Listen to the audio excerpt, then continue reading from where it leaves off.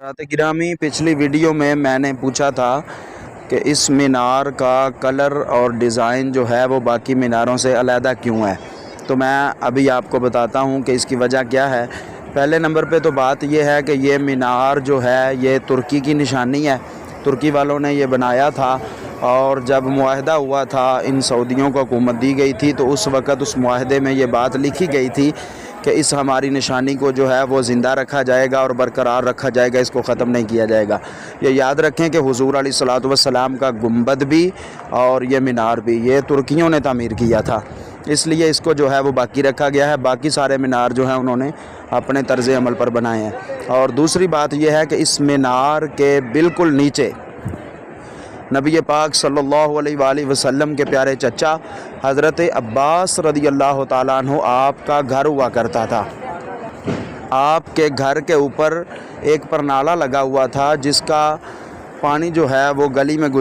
گرتا تھا، وہاں سے نمازی حضرات صحابہ کرام جو ہیں وہ گزرتے تھے نماز پڑھنے کے لیے، تو ان کے اوپر جس کے چھینٹے جو ہے وہ پڑتے تھے۔ حضرت عمر فاروق رضی اللہ تعالیٰ عنہ آپ وہاں سے گزرے، آپ سواری پر سوار تھے تو آپ نے اس پرنالے کو گرا دیا، اکھیڑ دیا۔ جب حضرت عباس پہنچے تو آپ کو بتایا گیا تو حضرت عمر فاروق رضی اللہ تعالیٰ عنہ آپ سے فرمانے لگے کہ اے عمر، یہ پرنالہ جو ہے میں نے بھی بہت کوشش کی کہ میں اس کو یہاں سے اکھیڑ دوں، لیکن اس لیے نہیں اکھیڑ سکا کہ اس پرنالے کو نبی کریم صلی اللہ علیہ وآلہ وسلم آپ نے خود اپنے ہاتھوں سے لگایا تھا۔ جب حضرت عمر فاروق کو یہ بات پتہ چلی تو آپ نے حضرت عباس کو ساتھ لیا اور پھر اسی جگہ پر گئے اور جا کر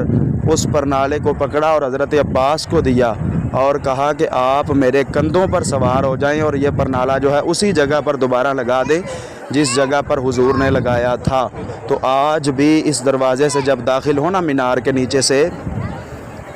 باب السلام سے جب داخل ہوں تو تھوڑا سا آگے جا کر دائیں جانب اوپر کی طرف ایک نشان جو ہے، ایک سوراخ جو ہے وہ آج بھی موجود ہے۔ وہ سوراخ اسی پرنالے کا ہے جس پرنالے کو نبی پاک صلی اللہ علیہ وآلہ وسلم نے خود لگایا تھا حضرت عباس اپنے چچا کے گھر کے اوپر۔